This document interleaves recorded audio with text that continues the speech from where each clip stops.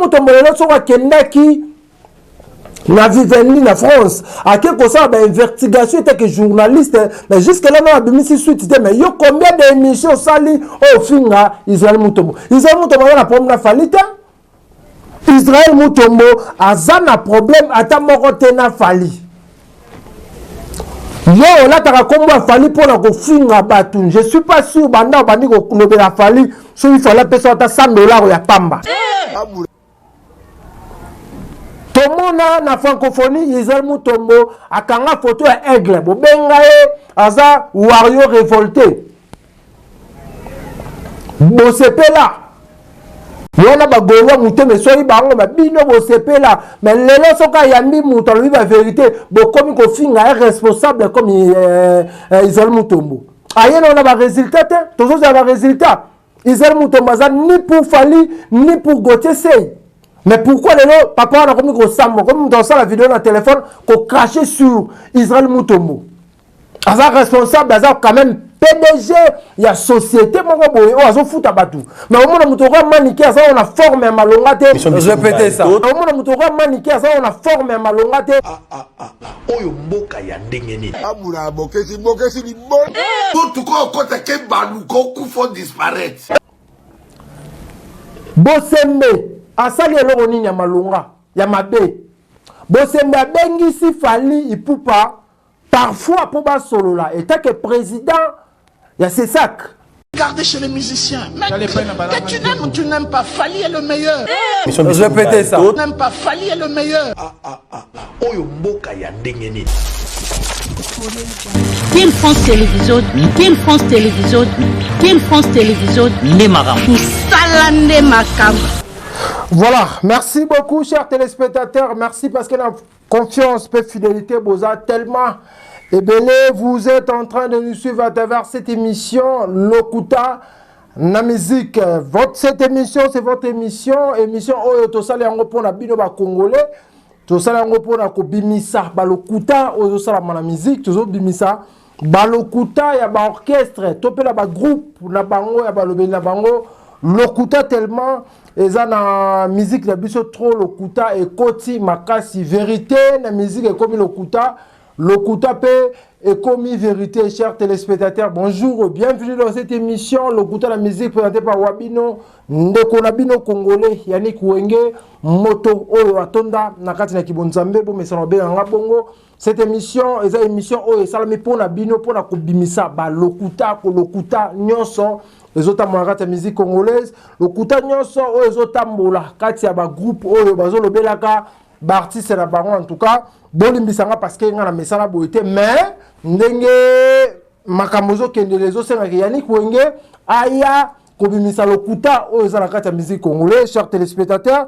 toya pona kosola sur l'actualité boyebinga la pamba te soki na ye c'est que actualité moko ezali yango Yannick Wenge na ye awa poto solo na bino makambu selon l'actualité ozoleka. Chers téléspectateurs, lelo na ye ko vandela maniqué ya liboso parce que maniqué biloko azo sala na ebité soki mutu na eza normal. Na ebité lelo maniqué soki azo raisonner ba biloko azo sala na internet wana. Chers téléspectateurs, mutuloko la ngai Yannick Wenge moto atonda na kibonzambe soki na ndimi na lobela Fali ndenge maniqué zo lobela wana seke na to sala malamu.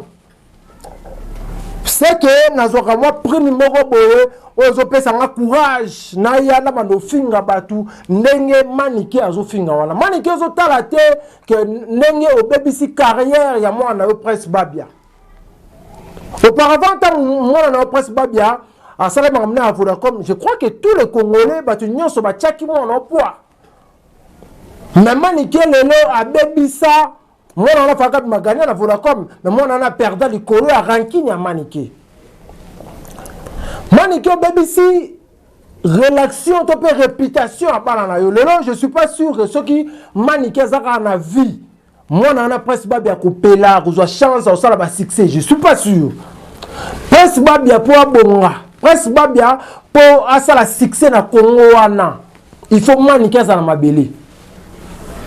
Parce que Sabino, Prince Babia, le loi salata nzembo et beta, tala balancer kenda wapi. Moi on a sala nzembo malamu. Grâce ya makambo ba ranking ya mama na emanike balancer yo kanate batu baboya ko s'abonner, baboya ko landa vidéo wana. Vidéo wana je suis pas sûr comment t'as 100 000 vues. Alors moi na wana Prince Babia azalaki dans le bon, abana ko ke malamu.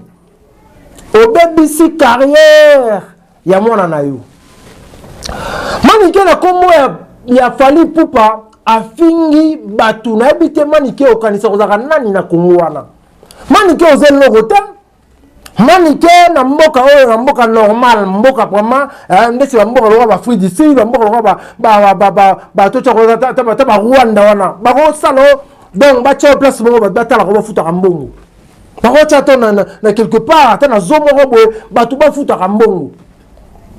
Manike finga Cindy Leker. Au fingi Cindy Leker, au fingi Cindy Leker bakata ba trompe bakata ko tango bakangi yo o senga ba pardon. Mais c'est quoi ça manike to ko na beauté internet manike est-ce que Israël Mutombo a un problème na Fally Ipupa?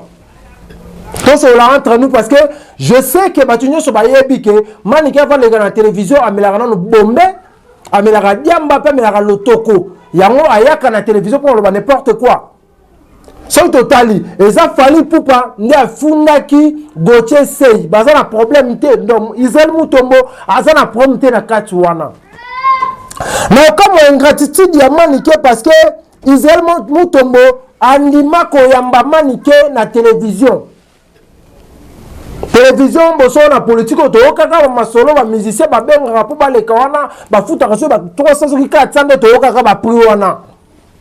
Mais Israël Mutombo andima kon yamba yo Manike na plateau na yi. Il faut quand même vous appelez reconnaissant la vie Air Moroboui. N'évitez Manike lo nyozo sala zaka ba diamba to mvutima to ba drogue melaka o ba sous-stage avant ça l'émission ba na oka avant ça l'émission ba pesa ko soki drogue soki diamba soki ningo toko o meli o komi na kuti o komi ko ba n'importe quoi. Chers téléspectateurs makambo mabe komi trop na kati internet mutu okola Manike ako cracher nanu na boso na politique te na kombo ya Israël Mutombo ba pesa yo honneur o ndeko na yo Chris Njora soki bokilo na soki semeki na alukaka aleka na boso na politique jusqu'aujourd'hui azana l'occasion wana te oleka. Et lelo tu commences à dire n'importe quoi na kombo ya Israël Mutombo. Israël Mutombo lelo soka kendaki na Vivendi na France à quelque chose ben investigation était que journaliste mais jusque là non abimisi suite mais yo combien d'émissions sali au finga Israël Mutombo na problème na falita Israël Mutombo azana problème ata moko te na fali yo là ta kombo fali pour la ko finga batu je suis pas sûr banda bandi ko lobela fali so il faut la personne ata $100 ya pamba. Na ebité soko zo $100 ou te pas Fally ba futi nengo fingela kaye nengo finga batu na kombo na yi. Je suis pas sûr. Mais faut quand même qu'on ça reconnaître pourquoi internet ezangisi batu mawana mitema bo. Pourquoi internet comme ici mutu nyonso irreconnaissable mutu nyonso comme boya mutu nyonso. Mais c'est pas normal. Biso moto vanda to mona Israël Mutombo yamba yo. Après ça valeur wana o batu musuba lukongo bazwa te mais to mona Israël Mutombo ayi zwa ayamba yo Manike na plateau na yi. Chers téléspectateurs makambo ndenge ezokende malamu te na vandi boye gouverneur Steve Delma mokonzi wa teke atindelinga vidéo ya Manike ndenge azo cracher sur Israël Mutombo. Tozo zela Israël Mutombo azonga na ba résultat oya kenda kuna parce que lokuta eza na musique makasi. Lelo Wangila Supreme elle qui biso lokuta na musique. Tozo zela jour mois 3 awa le 19 eza na ngokala mingi te tozela ndenge procès tota ndenge procès ekosila. Alors mususu ekamu singa lisusu ya manike Bosembe asali eloko nini ya malonga ya mabe. Bosembe abengisi Fally Ipupa parfois pour basolola et que président ya Sesak abengisi Fally Ipupa mbala moko tomoni manike koleka na télévision kolaki akobimisa mutakala ya Bosembe. Chers téléspectateurs, eza mawa komona mutu lokola manike azobanga su mutu mote na Kongo wana. Na ba politicien, na ba homme d'état, manike abanga bango suste. Manike aza nani na Kinshasa wana. Manike aboma mobali na ye babia, abomiye, babia kufa, ye atika na succès malonga te, munene pete, kitoko pete, koya kofinga na ba autorité ya mboka, chers téléspectateurs. Kofinga Bosembe, torotuna ope, la kisa mutakala ngo robimisa pete. Lelo yo na ba pardon. Songa Bosembe on ma pardon na yote. Yo mona motakala ya excusez-moi pour le terme na botalanga. Au mona déjà bolumbu ya Bosembe, ya koloba keno, yo soko sali bokoti makamwa na robimisa video mutasi, mais c'est pas normal. Moko ngozo kende nini? Manike ba do banga yote oza niveau moko na Bosembe te. Malgré le fait que Osaka a pardon, n'importe quoi, à l'échelle comme la justice, comme pardon, bozo ça la mission la bakuiti. Bozo ça la mission, bozo a kolangwa. Bozo ça la analyse, na bakuiti ba bombe.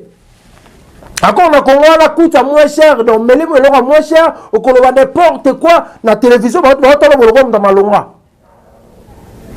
Manike ko yete kochaba musicien sont mal à l'aise. Nazo misusu Israël Mutombo za na problème na falite. Israël Mutombo sali ki musala na ye lokola journaliste, lokola ngai Yannick Wenge na émission na ngai lokuta na musique na ko yamba mutu nyonso.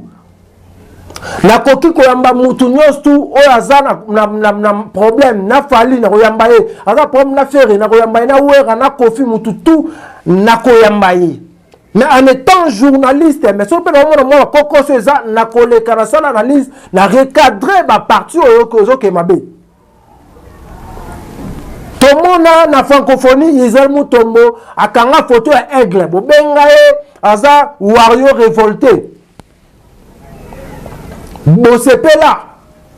Yona ba gowa muté mais soyi bango ma bino bo sepela mais lelo soka yambi muto lui la vérité bo comme ko finga est responsable comme Israël Mutombo ayé on a ba résultat toujours ça ba résultat Israël Mutombo ça ni pour Fally ni pour Gauthier Sey mais pourquoi lelo papa on a comme ko sambo comme dans ça la vidéo dans téléphone ko cracher sur Israël Mutombo asa responsable asa quand même PDG, il y a société, mon boy, oh, azo fout à batou. Mais au moment où tu vois maniqué, ça on a formé malongate, ko bima ko cracher sur Israël Mutombo. Na raison à côté à Bosembe kangi c'est la biso maniqué. En tout cas, pardon, na toroka ngote kangi sana no maniqué. Tant que jour, aux anciens journalistes, le rôle ngai Yannick Wenge moto ki bonzambe journaliste na ko senga yo o kangi sana nu, mona wana maniqué.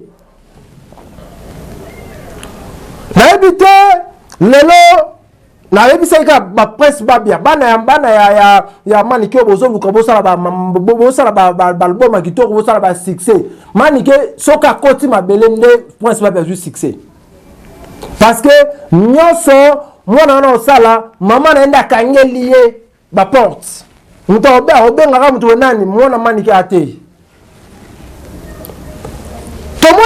tomoni mobali moko boye auti soki Chypre soki Hollande soki mokani soki Nouvelle-Zélande soki wapi aye e mobali ya manike botala bino mo ba video ndenge manike na mobali yango ba opesa na ba bisou partout bango baza so ba melika boule moka noir ba pesa ni bisou ba filmer ba meli bombe ba pesa ni bisou ba filmer basali longo boye ba pesa ni bizu soko tali ba video ba pesa na bizu mona ba misu na bango bazanga ba kwiti mobali wana ya manike soko tlandi pe bien mutu ne sala bien te Bon, on a quand vidéo short, ma vidéo va 2 minutes, 1 minute. Soko la ni mobile ya manike, ou tout ce qui Chypre wana. Au moins que muto est normalité parce que muto est ça normal. Mobile ya normal, roli on maniquete. Mobile man normal mbiji, mobile na nenga normal boui. Un métier ni gouenge boui. Tandis que mobile ya normal, à cause de kolinga maniquete. Maniquete la forme, moi cité. Maniquete la forme, moi cité. Autant de monde on mobile on a des mutu, on a mutu va prendre mutu, on a mutu ça va bien. Botala, bola na pesi no défi bola na no mobile maniquete wana. Botala mobile maniquete na be comprendre que non. Mutu ndiye ça la bien ndaza mutu ba réseau ndiye mutu ça la bien té on dit avoir bimachi pour ba beta ke tonga moko boye o mona ko mutu na ba retard tala mwasi ake ko puna ata kutu bato ba uta afu decide OK Congo ngeno zo mo kara mama o sati ke ba zo ba se malonga toyebi na biso na sima wana tokomo tozozela mutakala ya manike yango biso tozozela. Parce que bato nyonso bayebi ke manike roza mobali wana te pe mobali wana roza manike te parce que so na bi manike roza mobali wana te na âge manike za mama ya mobali wana mwana mobali wana azaba même génération na bana manike na ba prince babia so tana ki prince babia bo moi prince babia za mobali par rapport mobali ya manike wana so na mobali ya uti libanda ya Congo akoko zo mwasi lokwa manike non te. Vous comprenez pas? Au moins, mobali wana azap parfois mutu na ye etikalaki na Chypre pesa utaki ou soit ye loko la sardine. Ça dit mutu etikali na pasa uti ye nzoto nde na Kinshasa. Parce que mobali normal au mutu et salaka. Akoko vivre na moi c'est le roi manikete, manika ça problématique. Manike a commis ko tchaba musicien na biso ya mboka mal à l'aise, chers téléspectateurs. Manike a souvent dit ça souvent tout qui m'a dit qu'on finira n'importe qui ceux qui va founder et commis pardon comment ça va pardon mboka wana eza mboka na biso ba artiste musicien baza ba artiste na biso to lingite groupe moko songolo et chaka groupe moko ba artiste mal à l'aise chers téléspectateurs. Manike aza eloko te o lelo akoyaka na télévision pour ko tia ba artiste na biso to pe elongo na ba artiste comme ba musicien tala Manike mal à l'aise a tiaki isindi le cœur abota raté ba kata ba trompe lelo sindi le cœur zeme on a 7 mois bientôt 8 mois moi zo botama petit mon pao yo razoya on finga manevo finga sindi le cœur abota raté amela milangi o na zo botama zanani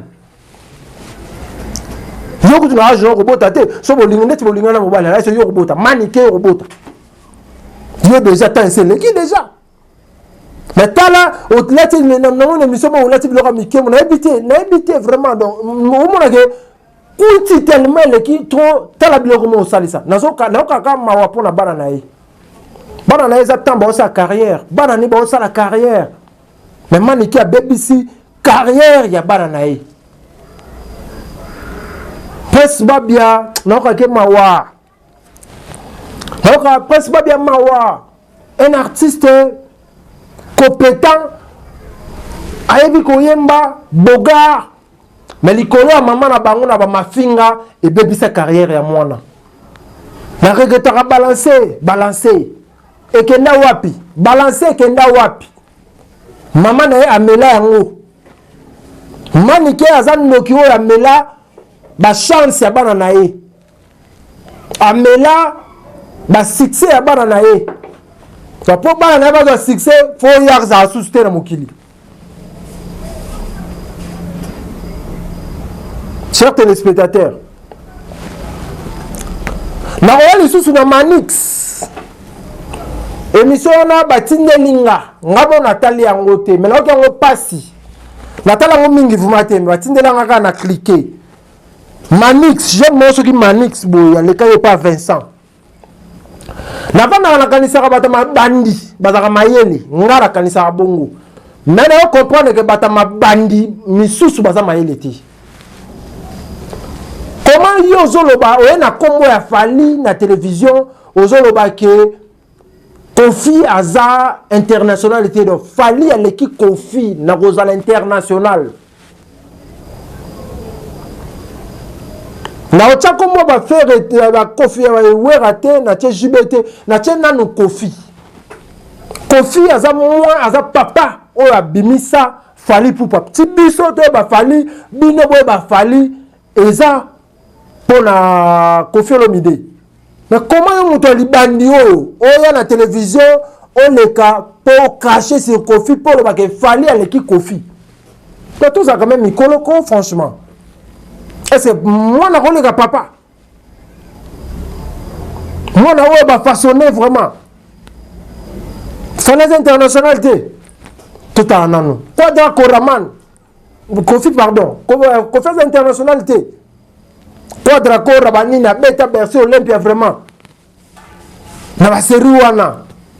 A même fali pour papoto mutali boso même fali poto c'est Kofi Olomide. Aujourd'hui mutali bandi. Tu passes à la télé pour na kombo afali pour na finga Kofi. On a tcheba wera te pour na okana okana ko ba jibe ba wera. Na pesa ka faute na Wangila Supreme parce que tant au mona batuna yo bazon leka kofinga ba musicien mikolo na kombo na yo tant o vanda kimia ndelo la kisaka oza orgueilleux.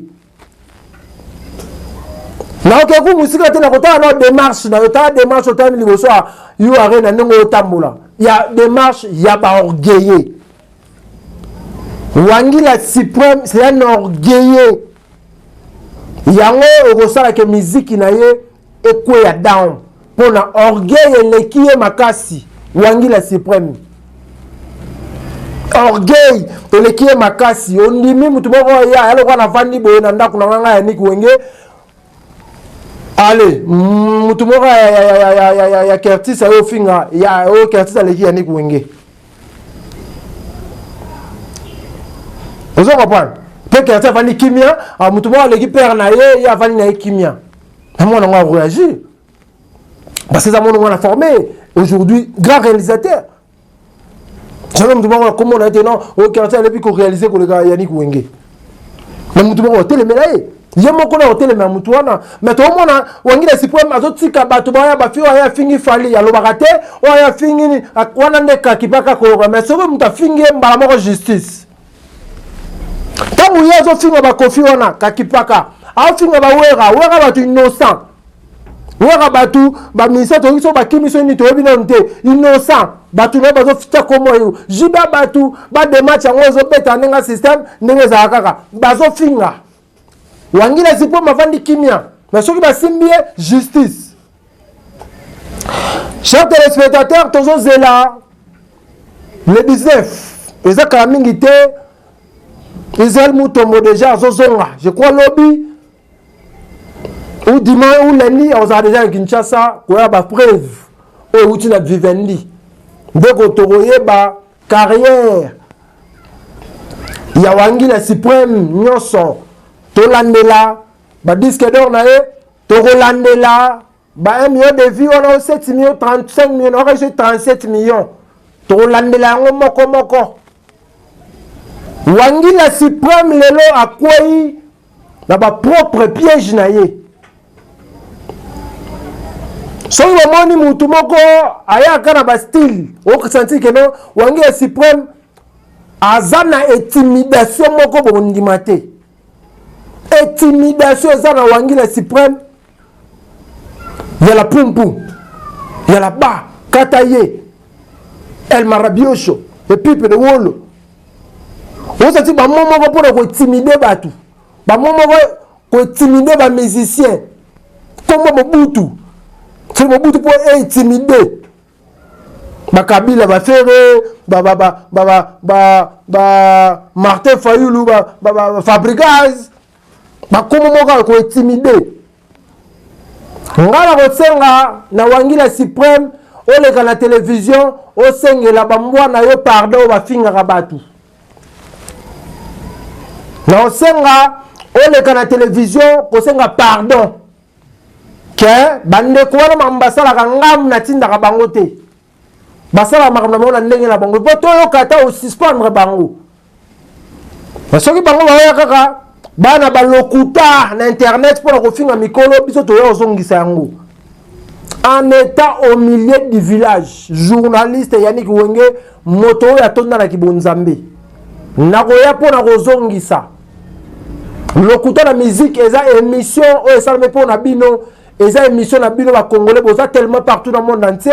Bota la biso, tila te kimia evanda na mabota na bino, parce que bozwa kalibaku, ya kota la biso, Yannick Wenge, moto, oyo, atonda na kibonzambe, en tout cas, la personne merci ebele, pour bozaki tellement ebele, bovanda ki na la télévision na bino, bovandi, bota la biso, boza tellement partout, tozo zela kaka vidéo ya manike, ya bolumbu, vidéo ya mutakalisation ya manike, yango tozo zela, parce que, tobi ke mobali wana aya na émission, sera émission te c'est que mutu esaka bien te, mais toyebi bongo, ba soupçon ebimi, c'est l'information, ya biso que, bientôt là, mutakalisation ya manike kobima.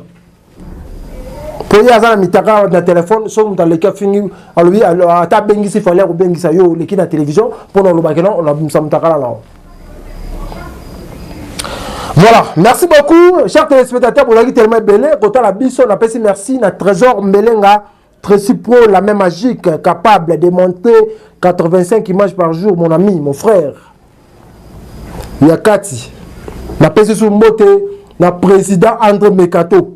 Président André Mekato a commis président à Nouvelle Énergie et il a payé son moté na président Joe Kassel c'est revenu na payé son moté na Steve Delma gouverneur Mokonza Bateke na payé son moté na Stone na États-Unis Stone na kat États-Unis na payé son moté aux a tellement branché au tala biso na payé son moté na Lucia na France, boza vraiment ebele vous allez connecter bota la biso. Tika ete kimi ankolo e ingela o mabuta mabino. Team France Télévision, Team France Télévision, Team France Télévision, Nemaram. Salande makam.